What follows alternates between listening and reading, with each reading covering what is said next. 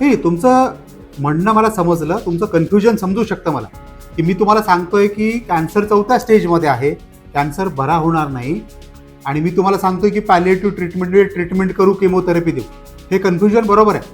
तर त्याचं काय आहे ना, की कॅन्सरमध्ये प्रत्येक वेळेस आपण जी ट्रीटमेंट करतो ही कॅन्सर बरा करण्यासाठीच करतो असं नाही. कॅन्सरमध्ये बऱ्याचदा ट्रीटमेंट ही जर सुरुवातीच्या स्टेजचे कॅन्सर असतात, पहिल्या किंवा दुसऱ्या स्टेजचे, तेव्हा आपण कॅन्सर बरा करण्यासाठी करतो. पण बऱ्याच वेळा कॅन्सर 4थ्या स्टेजमध्ये जेव्हा असतो, कॅन्सर बरा होणार नाही आपला माहिती असतो, त्यावेळी सुद्धा आपण ट्रीटमेंट करतो.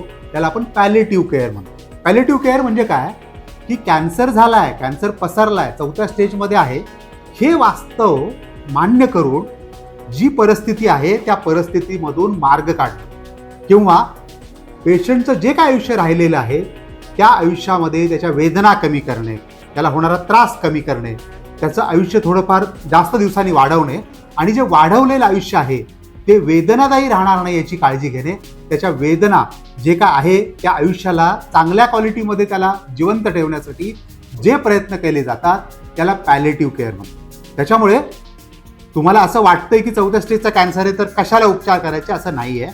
त्या उपचारांनी त्यांच्या वेदना कमी होणार आहेत, त्यांचं आयुष्य वाढणार आहे, आणि जे काय आयुष्य आहे त्याची क्वालिटी वाढणार आहे.